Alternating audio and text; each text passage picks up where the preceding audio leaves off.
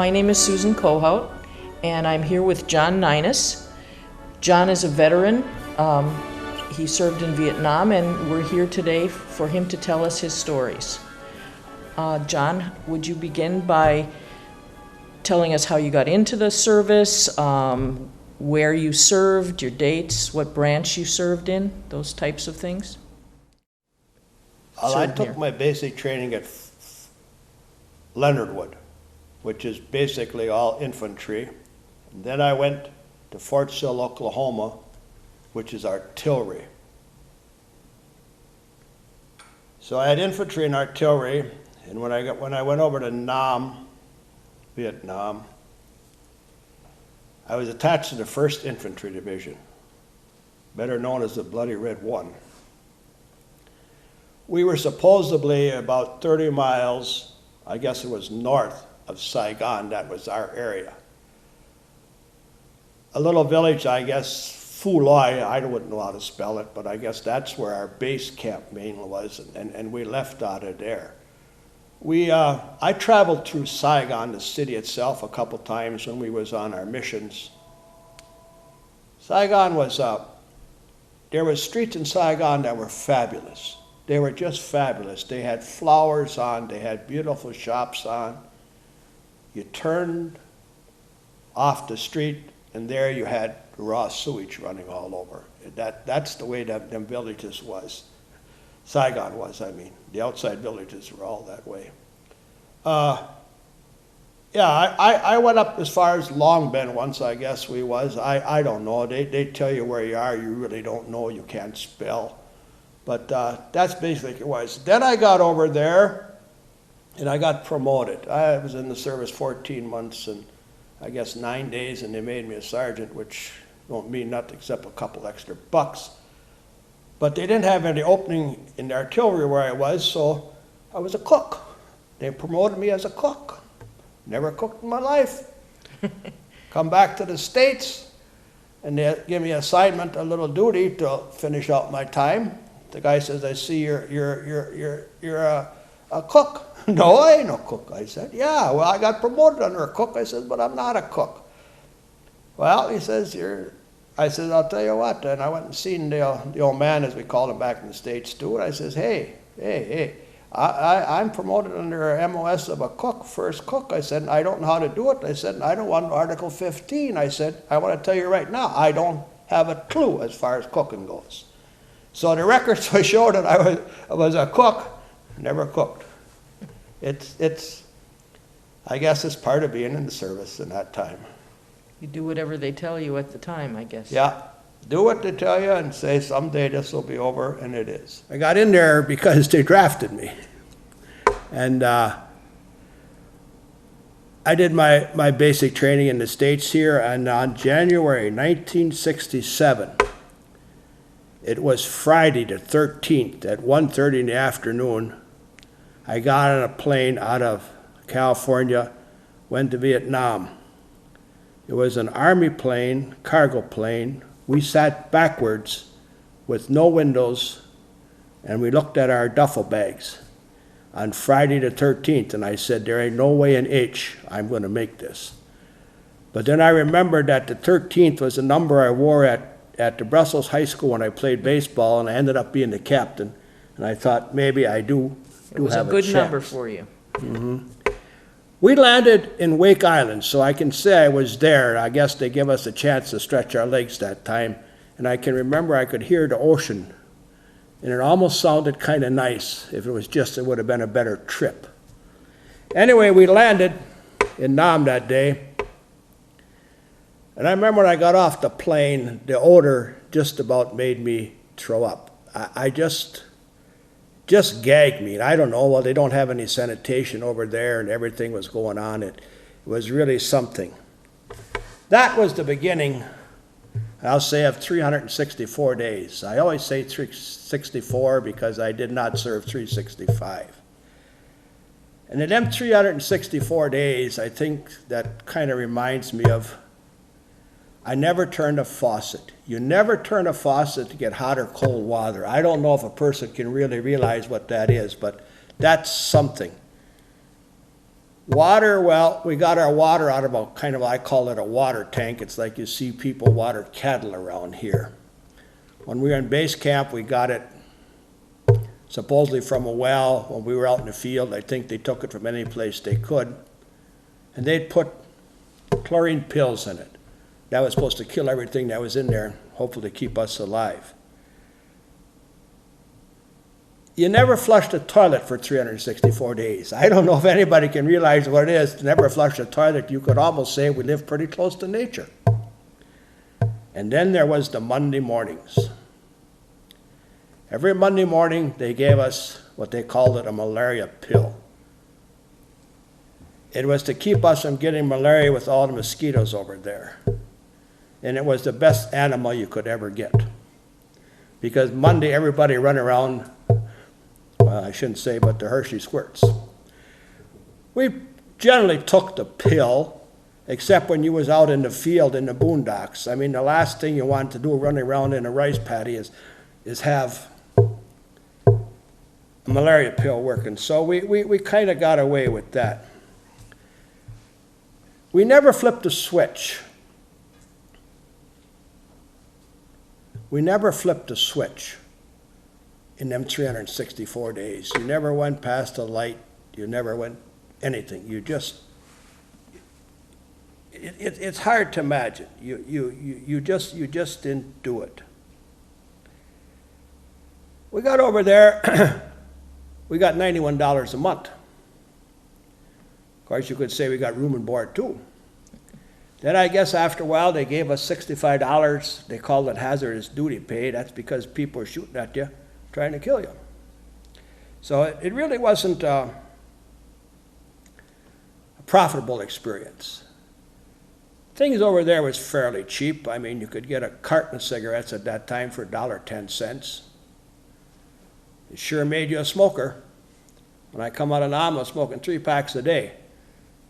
It took my wife enough time to get me to quit, but I finally did. There was no climate change, I guess. 6 months it rained. 6 months it was dry. For me, you have to have a climate change, fall, spring, winter. It kind of regenerates a person, but it didn't do it over there.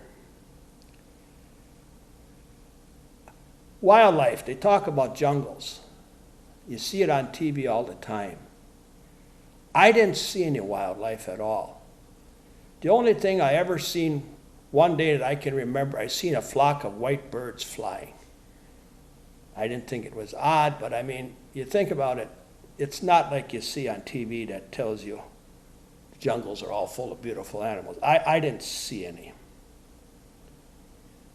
I guess every morning when we got up over there, everybody had their own little way of making a mark someplace, saying you had 1 day less. Just something everybody kind of did. It kind of kept you going. There was a radio station one time where I don't know where we was, and the guy would get up in the morning and he would always tell us about 1 day less. So that was pretty much the basic of the 365 days. They asked for some memorable experiences. I guess I kind of remember every time you was going to base camp and you were going to move out on an operation, there was always rumors when you were going to go, and that nobody really knew. And I remember this one time, it was the middle of the day, and they started screaming and hollering. We had to load up quick and had to move out from base camp. And that day I was riding shotgun for the mess hall. And I remember shotgun is when you had a truck driver and you had a guy sitting next to him with a rifle. And as we were loading up by the mess hall with their pots and the pans and whatever stoves we were going to take along, one of the KP women came up to me. We called them Mama San Thai. They were civilians that was hired by the government to do the dishes, and that actually were KP people in camp. And she says, "Where you go?" I said, "Well, we're going to go kill some VC." She said, "You dinky dow."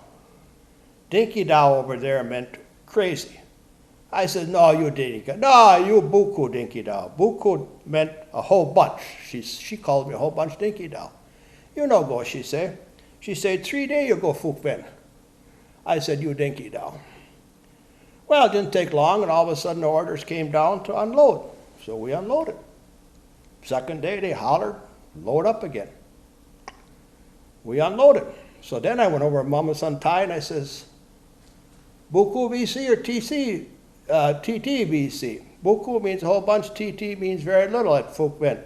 She said, Buku TT, they come and go. Well, guess what? On the third day, we went to Fukben. The civilian KPs knew when we were leaving, where we were leaving. Unbelievable. And any time after that, we were in base camp and we talked about moving out or when we were going to move out, I'd go by Mama Santai and I'd ask her because she knew what was going on. How did she know, do you think? Huh? How did she know, do you think? I don't know. That's just the way that war was won. But I mean, it almost scares you when the civilian women, KP, know what's going on. One other time, it was near the end of the dry season, and we didn't know if we were going to move out or not yet because it was going to be the rainy season, and we didn't like to be out in the middle of the rice paddies in the rainy season. So it was getting close to the end of the dry season, and I went by Mama Santai, and I says, we go? Yeah, you go. She said, you go Cambodia. I said, no, we can't go to Cambodia. I said, we're only fighting this war in Vietnam. You go to Cambodia, she said. I said, Buku VC TT. And then women had learned how to swear a little bit English. She says, goddamn number 10, Buku VC, which meant number 10 was the worst there could be. And she said, it's not good, and you go to Cambodia. Oh, I didn't doubt her, but I kind of wondered. Well, pretty soon we loaded up. Yeah, we headed down this road, heading that way towards Cambodia, and it's a road that we used part of the time the enemy used it. When they used it, we'd bomb it. When we used it, they'd ambush us. Anyway, we all used it kind of friendly like, yeah. So anyway, we're going along this road, and it was so dusty. I remember the dust was flying up from the exhaust from the deuce and a halves, which was 3 feet above the ground. It was that dry because the rainy season was about to start. And I remembered what she had said. And we got about, I don't know how many days out. We came to a place what they called the Black Virgin Mountain. It was totally flat land, and all of a sudden here sits this great big rock, and it's black, and they called it Black Virgin Mountain. We got there, and they stopped us. Well, I was riding shotgun that day again, so I got off, and we did our deploying in case we were going to be ambushed, and it was just so dusty you couldn't see nothing. Anyway, all of a sudden they kind of called a formation, and the old man was up there. For us, the old man was a light bird colonel, and the sergeant major was up there, and he had a captain with him. He said, gentlemen, he said, the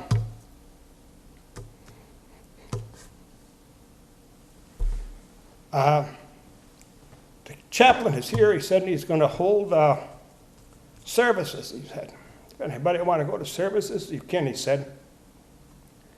He said, and he will give you communion. Well, I'm a church man, but kind of old-fashioned. I didn't quite like this, that it was a Catholic service, a Lutheran service with communion. But he conducted it, and most of us just kind of sat there and did our own little reflection. And after that was over, the colonel, light bird colonel, got up there again, and he said, the government reports are telling us that we're in friendly country yet, and you're not supposed to lock and load. Lock and load meant having a round in the chamber of your rifle. At this time, we were traveling just with the clip in. He said, our reports say that this is still friendly. The government reports, he says, the field reports say that it's not friendly. That was his way of saying that mentally challenged idiots running this war don't know what they're talking about, and it's not very good where we are. He said, I'm going to obey my orders, he said, and I don't want to see any one of you guys lock and load. I don't want to see it, he said. I'll never forget. He turned his back, and the sergeant major held up his rifle like this, and he took his hand like that, and that's the way you locked and loaded. And there was one great big click. Everybody had loaded their weapons. The light bird colonel turned around and he said, thank you, I didn't see anybody lock and load. He said, may God be with us. And he told the sergeant major to move out. We were there until the rainy season. Then we came back. And Mama Santai was right. It was lots of EC that time.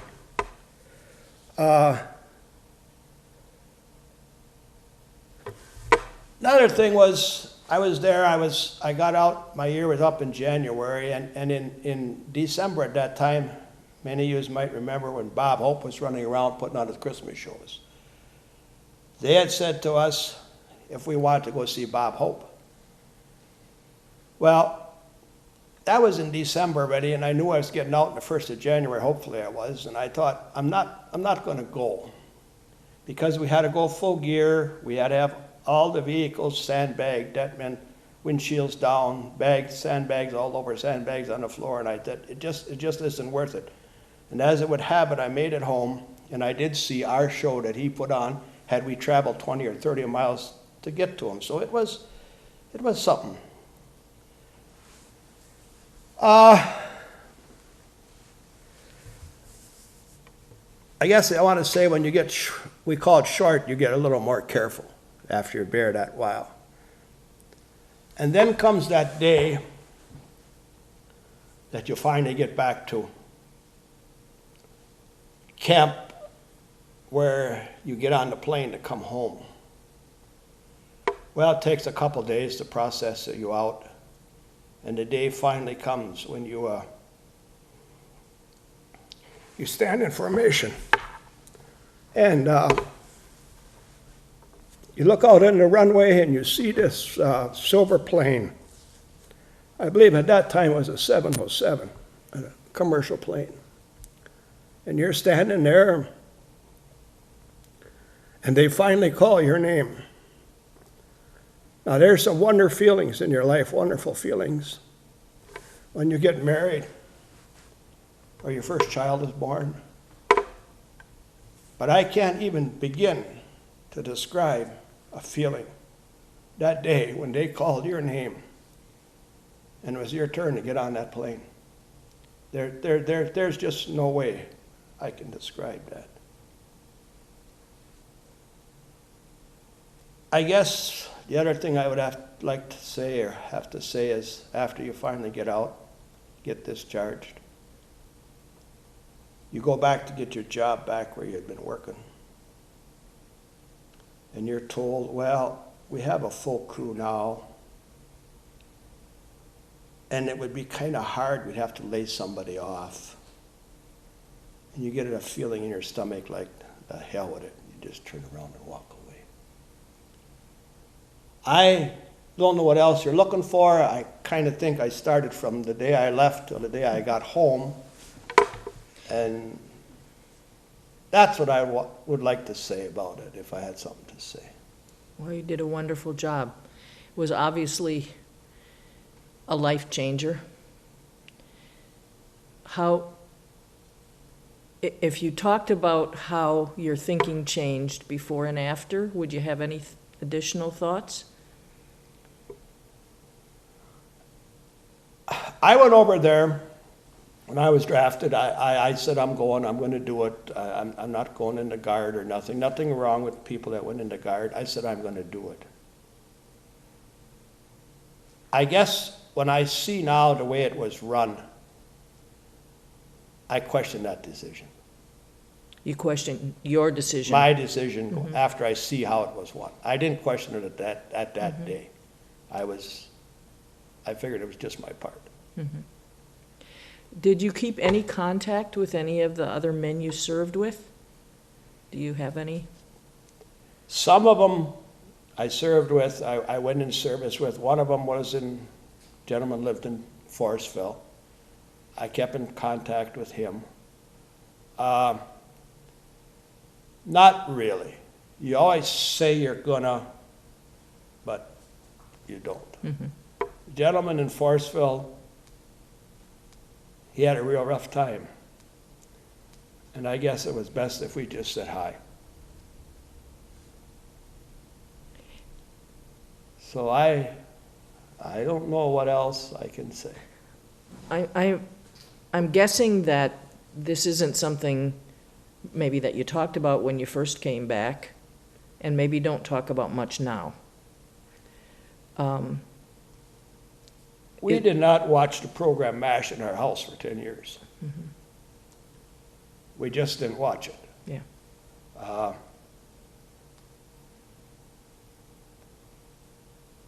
It's something that's not discussed. My children probably have heard less than what you heard today. Mm-hmm.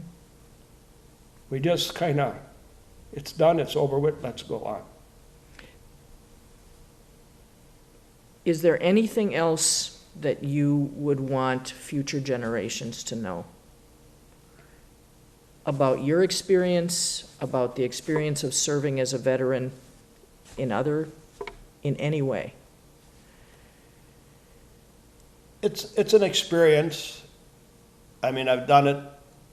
The good Lord left me come out with, I always say, 5 medals. That's 2 arms, 2 legs, and my head. Of course, some people say my head ain't right, but that's okay. But I would like to see a purpose, a real purpose, and I'd like to see it that the American GI has an even chance. Because I think that we are the greatest fighting force in the world, but sometimes it's hard when your hands are tied. And I'm here with Peter Devlin, who's a veteran of Vietnam, and he's going to talk about his experiences. Peter, could you begin by telling us of the unit that, or the branch of service that you served with, and the dates? Sure. And other, maybe where? I was specifics. in the U.S. Army, entered the service November of '65, and came home from Vietnam September of '67. I served with the Charlie Company. Well, I actually served with the 199th Light Infantry Brigade, most of the time with Charlie Company, 4th of the 12th Infantry. For a few months, I was with Headquarters Company at the 4th of the 12th. I was what they call a grunt. 11 Bravo 10 would be the MOS, Military Occupational Specialty, and that was Infantry Rifleman. That's why I have this on my hat. It's the Combat Infantry Badge. That's probably the one award in the Army that we're most proud of. If you ever see pictures of generals with this whole chest full of ribbons, this one's right at the very top. And how do you earn that? By being in combat for 30 days or more. I guess they call it hostile fire, but we took gunfire, and lots of other kind of fire as well. How did you get in? Were you drafted? I was drafted, yeah. Okay. From the draft board in McKeesport, Pennsylvania, which is, there are 2 cities in Allegheny County, Pennsylvania. Pittsburgh is one, McKeesport is the other. And I was inducted in Pittsburgh November 9th, 1965. Did my basic training at Fort Jackson, South Carolina. Advanced training at Fort Sill, Oklahoma as a cannoneer. Did a brief period with a couple of units at Fort Bragg, North Carolina, and then was transferred to Fort Benning, Georgia, where the 199th Light Infantry Brigade was starting up. Trained with those guys for about 3 months, and then we went over to Vietnam on a boat. Oh, you want that out of the way, sorry. On a boat. The USS Daniel I. Sultan.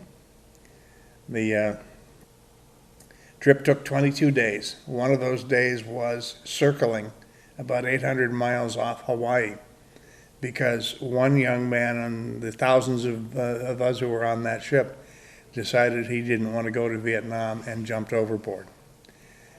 And because the report was we were close to Hawaii, that meant we were only 800 miles away, but he thought he could jump overboard and swim. And so we had to circle for 24 hours to see if he survived. He didn't. And then we went the rest of the way. Landed at a place called Vung Tau, which was an in-country R&R center for the Army. And it was also the place where the Australians had their base camp. White sandy beaches, beautiful palm trees, a lovely place. We came ashore off World War II vintage landing craft, just like you ever see the pictures of Normandy. Those are the kind that the front dropped down, and we stormed the shore. I mentioned it was an R&R center. So the shore, bathers. The shore we stormed, was filled with bathers in bathing suits and in suntan lotion, and they all looked at us like, what the? They put us on the back of deuce and a halves. We sat there in the sun for about 4 hours. No ammunition, by the way. We were locked. We had our full combat gear, but not one round of ammunition if anything had taken place. So we sat in the sun for 4 hours, and then finally the convoy moved to Long Binh, which is some 20 miles north of Saigon. There they had literally, the Corps of Engineers had literally cut down the trees and scraped the earth for us in the rainy season, so that the first month or so that we were in country was spent digging out of the mud and setting up tents, and it was not a fun time. When you think back, what memory stands out the most, or what are the anecdotes that are the most memorable? Boy. Our first field missions occurred just before Christmas of '66. And the only other unit that I know of that went over by boat was the 9th Infantry Division. And the 9th came a month after we did. So they were they were having their own experience of landing at Vung Tau and motoring to their base camp in Bearcat rather. We were tasked to provide the perimeter as they moved into their base camp. So we were about 2 miles out in the jungle around this Bearcat base. And on Christmas night, 1966, I recall that they had the Bob Hope Show at Bearcat. And we were out in the jungle just far enough that we could see the lights and hear an occasional musical note. And that was as close to Bob Hope as I got over there. Now, one other thing. The morning after Christmas, the 26th of December, was the start of a week-long stand-down where the VC, the North Vietnamese, and our side had agreed we would not really engage in any major combat activities, just an occasional gunshot fired across at each other. So they loaded us in the helicopters and took us back to base camp. And the helicopter I rode in on, the base camp, had this cardboard sign on the back wall of the chopper that said, Martha Ray rode in this helicopter December 25th, 1966. Now, Martha Ray has a special place in the heart of most vets. She was an Army nurse she was in the reserves, but she was a colonel in the Army. And when she went to Vietnam, she would serve as a nurse in the daytime and then entertain at night. Wow. We were her boys. Ann Margaret was the same way. She appeared over there, and to this day, anybody who gets in line to get an autograph from her, I think in most instances the guys have to pay, or people have to pay for an autograph from her, unless you're a Vietnam vet, because we're her boys. Mm-hmm. I got some real fond memories of those people. As far as memorable moments, there were tons of them. Everything from being in firefights. The amazing thing to me is that most of the firefights I don't really remember. The only one that is even vaguely in my mind occurred the day before my 21st birthday, which would be I'm April 24th. So this would have been April 23rd of 1967. I know that we ran into a full company of NVAs instead of the normal VCs that we dealt with. And it was a really nasty firefight. I can remember that we took a lot of injuries, including the company commander was hit. The medevac choppers would not even come in, even though we had critically wounded that needed more advanced care than the medics with our company could provide. The commanding general of the infantry brigade, 199th Infantry Brigade, ordered his helicopter in to take out the wounded. And I can recollect that we were in this clearing with woods behind us, behind us, and the VC or the NVA were about 200 yards that way. And the helicopter came in and landed right between us while we were still exchanging gunfire. And in fact, at one point, one of our machine gunners advanced and was standing right beside the helicopter, firing through the open doors of the VC. That's as much of that as I remember. I happened to be in contact with a lot of the guys that I served with on the internet. And one of those is our medic, a guy by the name of Jim Rothblatt, who was our platoon medic. And Jim kept meticulous records of those he had to treat. And so he knows who he treated, when they were treated, and what they were treated for. And he has recollections of that day that he's posted on the internet. And apparently we lost 8 guys that day. I don't remember 8 KIA. I remember the old man getting hit. But pretty much everything else about that day and about the other firefights we were in is just a fog there somewhere. Is the old man the euphemism that everybody uses for just their immediate superior, Yeah. or is it a particular rank? It's for their immediate superior. In our instance, it was a captain. Interesting thing about the captains we had 2 company commanders in my time there, because Captain Stanley was the first one. He was the one who was hit on April 23rd. We never saw him again. But his replacement, Captain Stanley, was a Mormon, and so was his replacement, which I thought was kind of unusual. It was the first actual Mormons I ever had a conversation with. First sergeant was from Wisconsin. Captain, I guess the reason I bring up the Mormonism is our medic talked at some length about having to cut through Mormon underwear to get to the wounds. Apparently, the Mormon people, Mormon men, have a special linen underwear that they must Actually, wear. I've heard that. Yeah. And so Rothblatt went into some great extent in describing having to treat the captain that way. And then the second old man we had also was injured, but not as seriously. And so Rothblatt had some experience in having to cut through that. And apparently that is against their religious precepts, is to cut that underwear.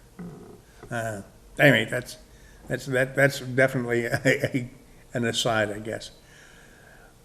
Our first sergeant was a guy by the name of Freilich, and he was from Appleton, Wisconsin. That much I remember. And in our joint conversation, I told you about the wall of beer foam. Top also carried a cribbage board with him wherever he went. And that's where I first was exposed to the game of cribbage. And I went into the service from Pennsylvania, and I didn't come to Wisconsin until 5 years after I got out of the service. And in that 5 years, the memory of cribbage had completely evaporated from my head. But stepped into the first bar I was in Wisconsin. They were playing cribbage there. And so I have now learned the game and am willing to share it with anybody at any time. You said that you kept in touch with men that you served with. Yeah. Did you do that right from the beginning? No, not at all. There's one fly flying around here. Yes. For the first 20-some years after I got back from Vietnam, I did as much as I could to try to forget what had gone on, and I used massive quantities of alcohol to do it. By the late 1980s, it wasn't working anymore. And my life was pretty much in ruins, so I faced a point in my life where I had to quit drinking. And I never did medicate with anything stronger than alcohol. And when I quit drinking, all those nightmares I had been hiding from for 25 or 20-some years came right back. And at an AA meeting, I ran into a guy who was a medic with a Marine unit over there, who told me all about post-traumatic stress disorder. And so I sought counseling for it, and I still see a counselor to this day for the PTSD. Now, I forget your original question, I'm sorry. About keeping in contact with. And in the process of sobering up and learning more about that time I was over there, somebody showed me a book that Vietnam Veterans of America puts out every year of membership in the VVA. And just out of curiosity, I remembered Rothblatt's name. I went paging through the book, and I found him. And so I emailed him and asked, are you the Jim Rothblatt who was with the Charlie Company 4th and 12th? And yeah, he was. And so I got in touch with him. He, in turn, was in touch with maybe a half a dozen other guys who, in turn. So we have about 140 guys on our website now, and it's specifically dedicated to the guys who were there, who went over on the boat, and were there through, I believe it was September or October of '67, which is pretty much the original guys that went over from Fort Benning. There may be a few replacements in there. Somewhere along the line, they even posted a photograph, and I don't remember posing for it. It was a group photograph of all the guys in Charlie Company. It's of such poor quality, I didn't think that it would be appropriate to bring it along here. So I brought the uniform instead. Do you find that in getting to know them again, they had similar experiences in readjusting and getting through? Yeah. It's apparently a pretty common occurrence. I believe that there's some 14,000, this is an old statistic, with some 14,000 vets that the VA recognized PTSD in. I'm one of those. And then there are others who are still out there struggling. In the course of a conversation, there's another Facebook page that's called Red Catchers. That was the nickname of the 199th, was the Red Catcher Brigade. And so this is for guys who were in all units of the Red Catchers. And there's a guy out there who, this a couple of weeks ago, mentioned that he's been turned down and turned down and turned down by the VA for anything. And that he's just going nuts. And apparently he's doing all the paperwork necessary, but you have to mention certain key words that trigger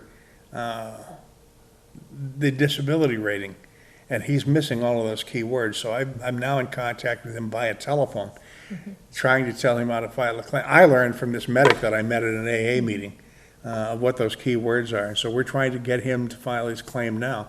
He's 67 years old. Hasn't been able to hold a job in 40 years. And he's apparently done all kinds of drugs. He may be a wannabe. I don't know that, but we'll find out. I don't know if the term wannabe has been discussed in these videos or not. but somebody who, and I have no idea why they would want to brag about serving in Vietnam when they didn't, but there are, those are So people wannabes. who actually didn't serve at all. Right. I imagine the experiences there are very different from man to man. I mean, certainly some similarities, but also depending on where you landed and what you were. Everybody fought their own individual war. Is there a reaction from men, for example, who had a lot of combat as compared to men who didn't have a lot of combat? Or, I mean, is there any of that that's hard for people to deal Early with? on, yeah, in my recovery and in most of the guys in PTSD counseling sessions, had a lot of resentment to what they called the REMPs, rear echelon mother, because there was such a difference in experiences. But then, over the years, I know that the group that I hang out with, we've come to the realization they served. And they did what they were asked to do. They did what they were asked to do. So that resentment has completely disappeared. You meet another Vietnam vet, even at random, it's just welcome home, brother, because we obviously didn't get that welcome home. That's an interesting thing too. That was one that I went through my mind that I'd have to tell you about. Is coming back from Vietnam. I got that uniform, and I was discharged from the Army in Oakland, California. Hopped on a bus across the Oakland Bay Bridge and alighted from the bus in San Francisco. There was this lovely young lady standing by the bus stop. And she was wearing this white, I almost want to say it was a wedding dress kind of thing. She looked angelic. And she smiled at me as I was coming off the bus. I had that blue rope on the right shoulder is the infantry rope. So it immediately identified me as being infantry. The patch is an infantry unit that was recognizable too. So as I'm stepping down from the bus, she smiles at me. The doors close, and I'm getting up onto the curb, onto the sidewalk. And she says, "Oh, you're one of those baby killers." That was my welcome home. Then I got home to my hometown in Pittsburgh, and my dad passed away 6 weeks after I got back.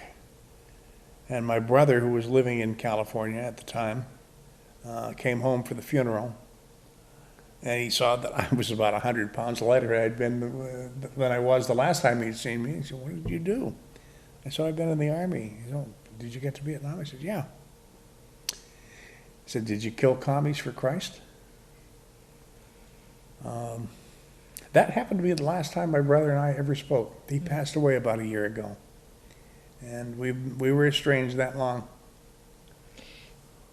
This may be a crazy kind of a question, but did any former veterans from World War II or any Korean veterans, were there any other veterans that reached out to you as a Vietnam veteran? No. In any way? No. We were viewed as, we lost the war. America was 10-0 up until that point, and we were the ones who lost that war. So and then when we asked for benefits because we had some real problems, health problems, we were called crybabies by the World War II and the Korean vets. So yeah, there was a lot of resentment built up. I can tell you that. And now some of those veterans organizations that relied heavily on the World War II vets to sustain them are desperate for members now. And in a lot of instances, we're saying, well, tough, too bad.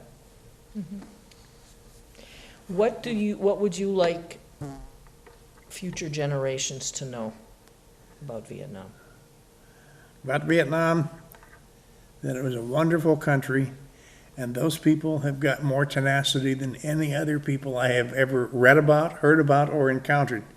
And they kicked the Japanese out of their country, they kicked the French out of their country, and they took on what was then what was called the greatest military power in the world, and they kicked our butts too. Number one, don't mess with the Vietnamese, and number two, I'm not sure war is necessary. My heart goes out to the Afghani vets and the Iraqi vets, and because the circle is unbroken as far as the fact that we're still at war, and these guys are hurting. They come home and they get out of the military and they can't find a job, and they're on food stamps. And when the unemployment runs out, tough luck. I've got a Vietnam vet buddy that has the saying, and it's not unique with him, I'm sure, but it's, what is it? War is over, there's peace at last. Dogs and veterans stay off the grass. I'm here with two gentlemen who are veterans of Vietnam.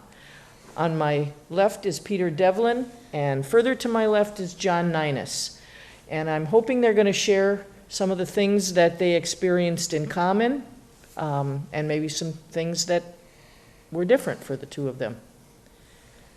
Well, I know that we served together in the same area.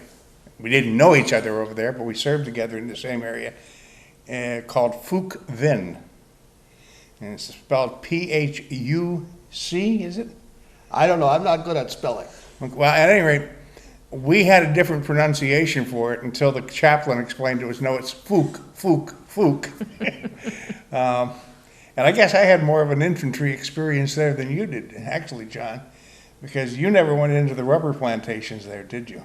Well, that was a rubber plantation where we were at that beautiful house that was all marble. That was a rubber plantation. That was, But you didn't get out into the trees, did you? Well, right around it, we cut down the trees. Okay. We got in there, we actually flew in, it was the only time I was on an Air Force plane in Vietnam. We flew into Phuc Vinh from the Bien Hoa Air Base down north of Saigon. One of the first things I remember is landing at Phuc Vinh, and we were in what was called a C-124 aircraft, two-engine version of the bigger Starlifters. No, the Starlifter was, I'm getting confused with my nomenclature. But it was a two-engine version of the cargo plane that the military used. We came in, and then the runway at Phuc Vinh was that metal, I don't know what they called it, but sort of like corrugated metal that was laid down on the dirt. So we landed on that and could hear that corrugated sound, the whirring sound through the wheels. And as we looked out the windows of this particular airplane, we could see another one of those same airplanes in two pieces on the side of the runway smoking. It was a really scary experience. And when it turned out later that when the plane came in to land and they reversed the props, only one of the props reversed and it spun off the runway and broke in two. But then they put us right in the rubber plantation under the trees. And we had to dig in foxholes there. And as we're digging in the foxholes, that's when we discovered the fire ants that live in the trees and drop down into the back of your collar. Oh, it was a delightful 3 days there. I think John had an experience with insects as well. Yes, well, when we was in the rubber plantation, they had told us don't cut the trees down because we'd have to pay the French government for them. Well, if you think I wasn't cutting the tree down and put it over the top of my bunk at night, you're crazy. I mean, we're going to get all the protection. I remember sleeping on the ground there one time, and the fire ants, yeah, they are experienced. But I remember waking up, and I would swear to God that spider on my chest that time was as big as my fist. Probably was. Yeah, probably was. I mean, it kind of makes you creepy a little bit, you know. Remember some of those beetles that they had that were probably about that long? Yeah. And when one of them flew into you, you got a bruise. They were big. You know, when we was there, we didn't fly much with planes. With us, when we moved, it was choppers. We went all choppers, helicopters. Well, I was with the 199th Light, parentheses, separate infantry brigade. We were the first unit of its type in the Army that was designed to operate as a Marine Corps battalion would. which is with no support at all. And because of that, when we needed to move from one place to the other, we had several choices. All of them were beg, borrow, and steal, except walking. We walked sometimes 5-10 miles. Other times we rode the Brown Water Navy down in the Delta. We flew in fixed-wing aircraft, in helicopters, both the Hueys and the Chinooks, in the back of deuce and a halfs. Any way we could get there, we got there. What do you mean by Brown Water Navy? Oh, the Navy operated in and out of the Mekong Delta in the thousands of streams they had there. And the water coming down the Mekong is brown with all of the silt. And so they were called the Brown Water Navy. I don't know, Peter, if you, but when I was over there, I don't think you could look up in the sky at any time and not see 10, 12 choppers in daylight flying. Right, I'd agree with you. And, well, before I forget this thought, if you really wanted to see fireworks at night, you should watch the choppers when they put every fourth round of ammunition going out, and every fourth round is red. That was a real.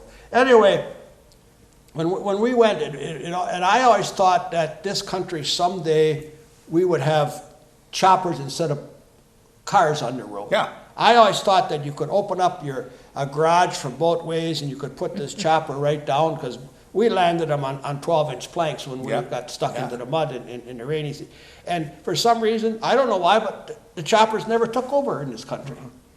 But I figured for sure by this time, 45 years later, we'd have all choppers. For some reason, the helicopter pilots that flew us around seemed to be reluctant to put them down on the ground. When we were out being dropped in the rice paddies and they'd hover about 8 feet off the ground, and you had to jump out the doors. Unfortunately, when you're jumping into rice paddies, that's about 6 feet of mud. So you jump from 8 feet in the air, hit the ground, and you sink. There were times that there was at least one time I remember that to extract my right leg, I left my boot in the mud, and then had to reach back down in and feel through the mud to get that boot to put it back on and move on. Were there any good times? Oh, yeah. They were crazy good times, but they were good times. I would say the good times, you almost had to be there to understand them being good. If you wasn't there, it would be hard to understand them being good. I mean, there's times I can think of, oh gosh, did we really do that? You know?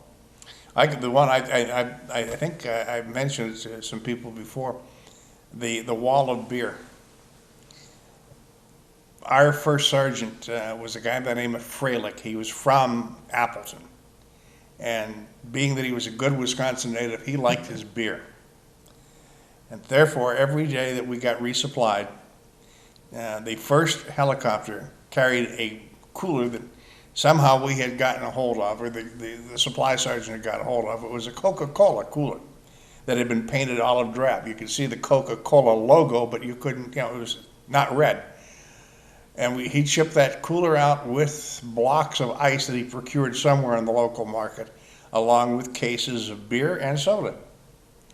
And that was absolutely the first thing that Charlie Company 4th of the 12th got resupplied with, was the beer and soda, which was absolutely contrary to the way the military was supposed to operate. Standard operating procedure, SOP, was that the first helicopter contained all your ammunition resupplies.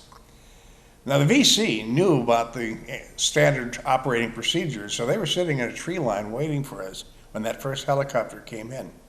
And they used a 50 caliber machine gun, and they went right along the belly of the helicopter. All of the critical components to the flight of the helicopter are above. And so it poked holes through the floor of the helicopter, but it didn't do any damage that would prevent the helicopter from flying. So when the helicopter landed finally, First Sergeant Top was the first person out to the chopper, and he slid the doors open. They slide like the Dodge Caravan doors slide, backwards. So he slid the door open and was met with a wall of beer foam. So he asked for volunteers to go and see if they could take out the machine gun about 2 tree lines over. We had 200 men in the field, all 200 volunteered. Interesting motivation. Yes. it's discussing it like this. I had said before to Susan and that the local people seemed to know more what was going on. Oh, yeah. And you had said right now that Charlie, which is our word for the enemy, Yeah. knew which planes was carrying what. And I told them that time, and I don't know if they understood or really believed, that when I wanted to know what was going on, I'd go ask one of the KP women where we're going, how long we're gone. And they knew. And now you bring the same story back again. And KP women, that was not something that we experienced, because, I was with the straight line infantry company, and we would be out in the field for 6 weeks at a time, and we got back into base camp for 3 days. First day we got back into base camp, supply sergeant had procured some steak for us somewhere. It was water buffalo, and it was the toughest meat you could ever imagine, but it was steak. So we'd have a steak fry. And again, because Top was from Wisconsin, massive quantities of beer were available that first night back in. Then the second day was cleaning up your equipment and getting any medical attention, that sort of thing. And third day, you were packed and ready to go back out to the field. So we rarely got to a mess hall the entire time I was over there. I think I may have been in a mess hall twice. That's all I can recollect. Well, when we went back to base camp, we were in for longer than that. And we went to the mess hall, and generally at the mess hall, we got better food. When we was out there, I mean, at one time, I think I weighed 125 pounds, but powdered eggs and dehydrated cabbage and dehydrated fish would be a real good diet if somebody wanted to go on around here. And those little potatoes, remember this, the dehydrated potatoes that, they were little chips, about a half an inch square, sort of like a Scrabble tile. And they had about that much tenderness too. But that was what we got for potatoes over there.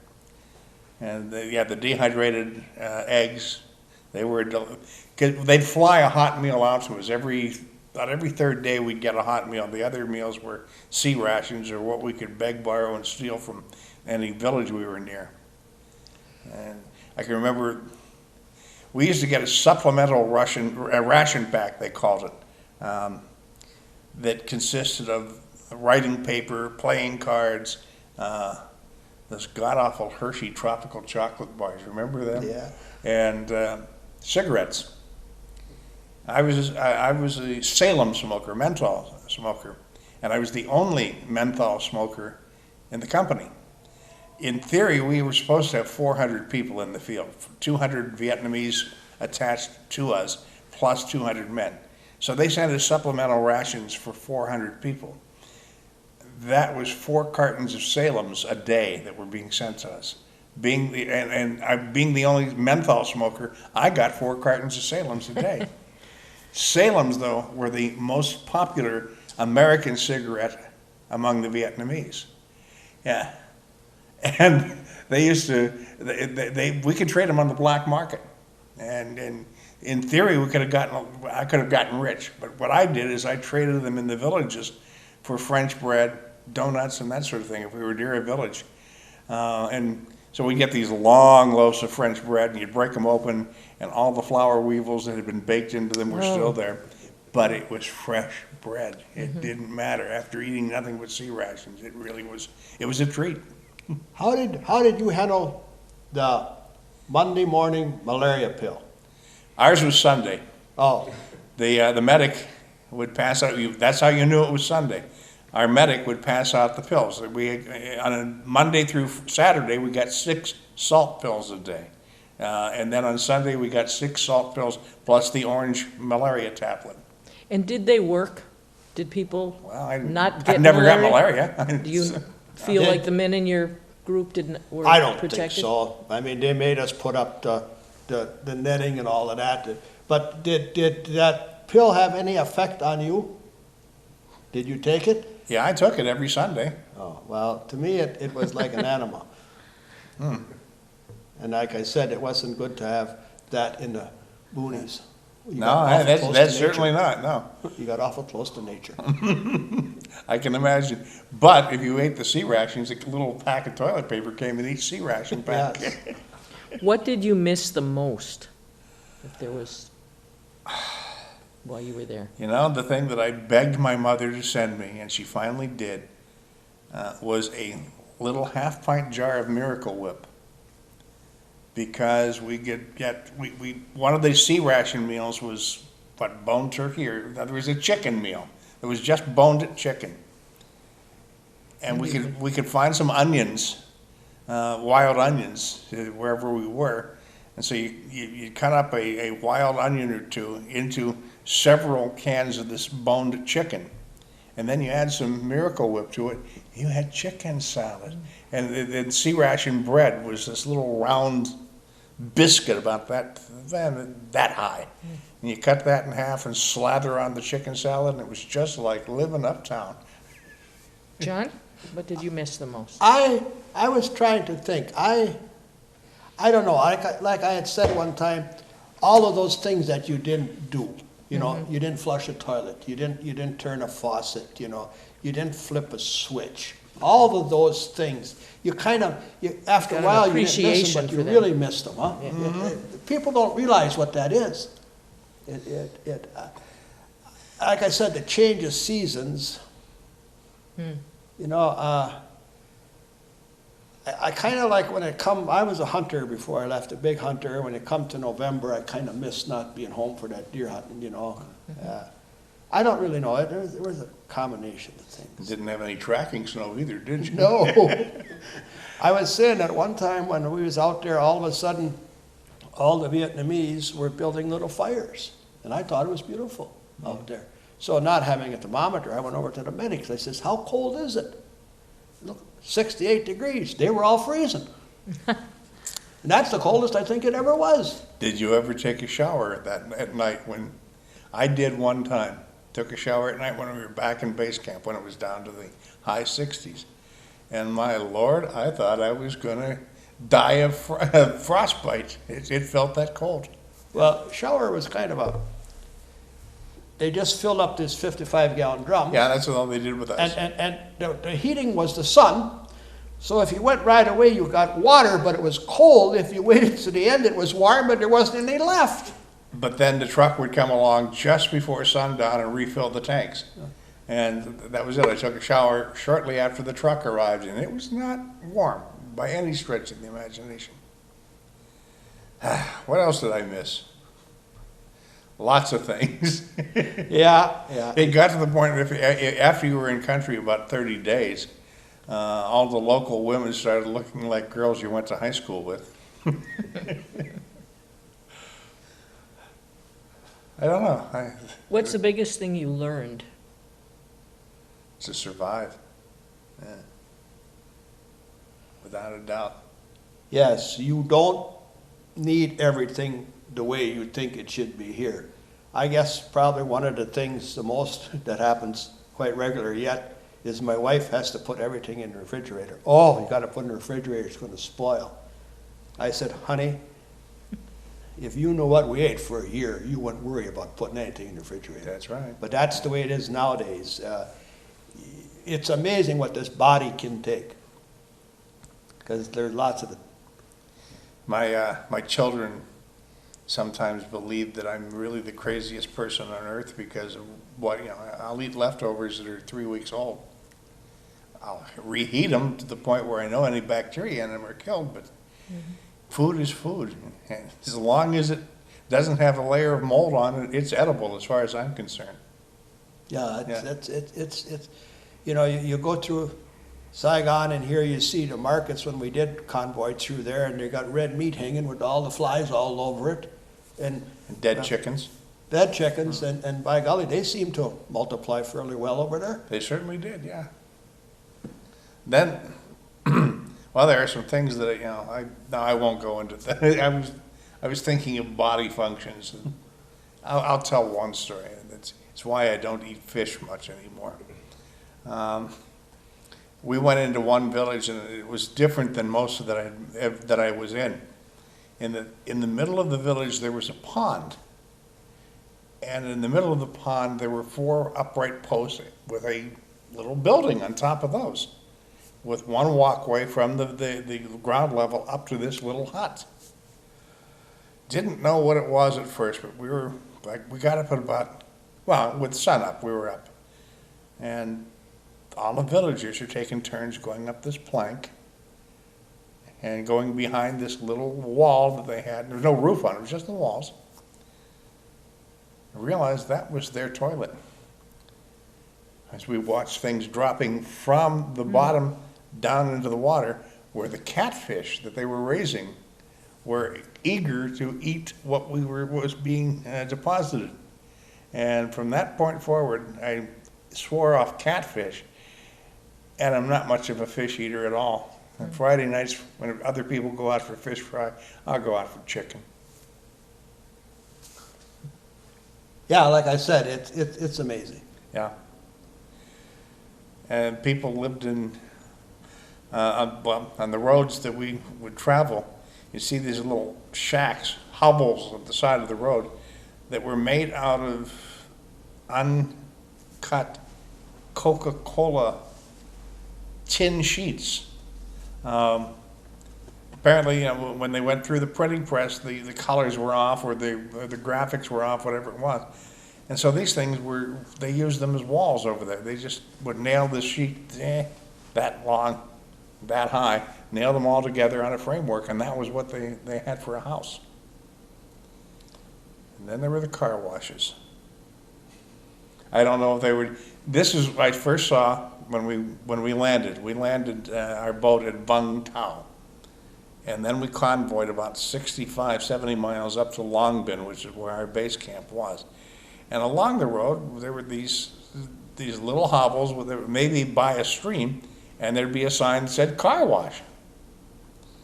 And we were curious, didn't see any cars, just military vehicles.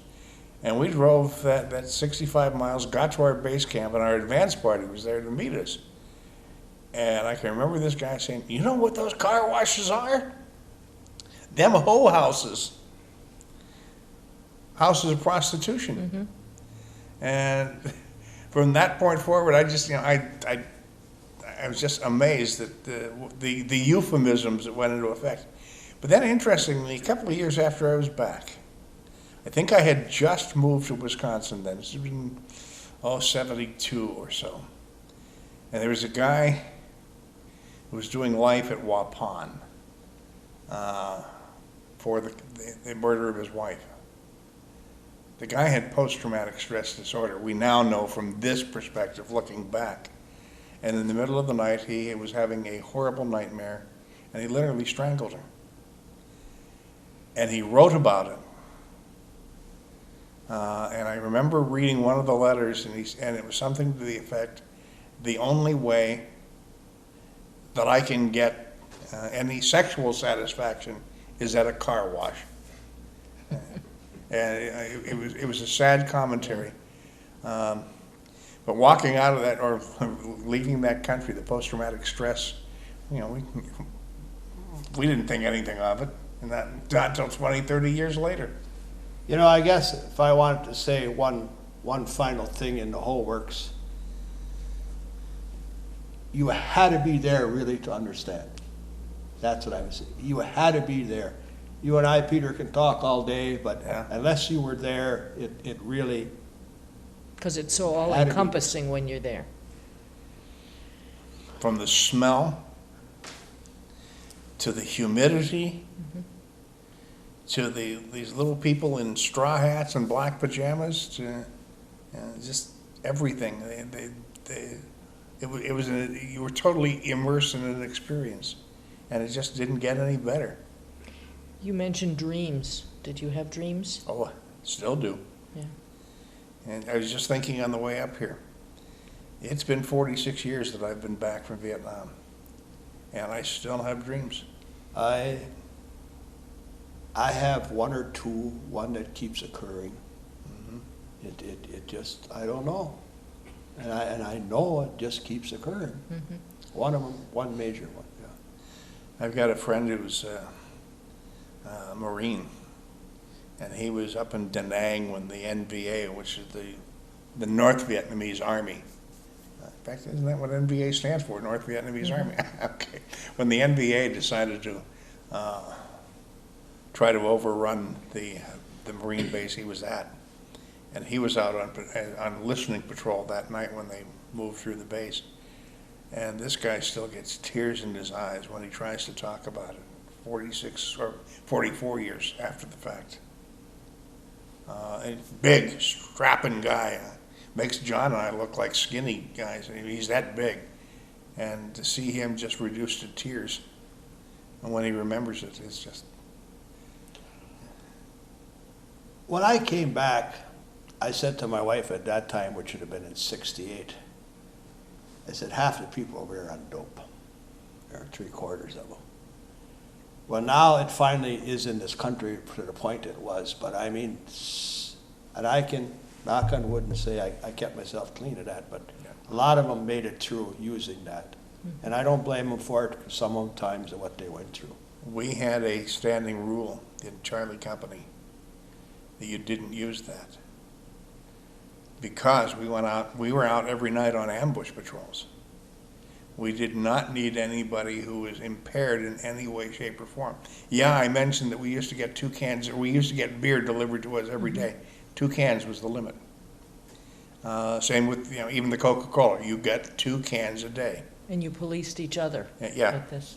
And it was an absolute rule. Nobody went on patrol high. And so we did not have that problem in the entire company. Charlie generally was high. Yeah. I mean, you would have to fight somebody that's high on this stuff. It's an altogether different game. I know one time they overran it, and Charlie came in, and they were out of ammo in the bunker. Yeah, and they kept coming. Yeah, well, this guy comes in, and there was a big colored guy, and he said, well, what did Charlie do? And he looked in there. Charlie's got ammo, their bunker's empty. He says, I cut off his wind man, and if the guy Charlie hadn't been all high, he wouldn't have talked about it. There were instances where these guys, Charlie was coming through the wire being the perimeter around a semi-permanent installation over there. There were Charlies coming through the wire that were wrapped in wire from their legs up. It was, crude armor. So, and they were so high on drugs that even if they didn't even have a weapon, they were still charging. Yeah, that's what They I said. were the That was another scary part of this whole deal. Yeah. Well, you've had enough, I think. That's, yeah. And It's been a good experience. It's Well, here, welcome home, brother. Same to you, man. And we thank do you this to for both you. of you for your service as well as for being willing to talk about it.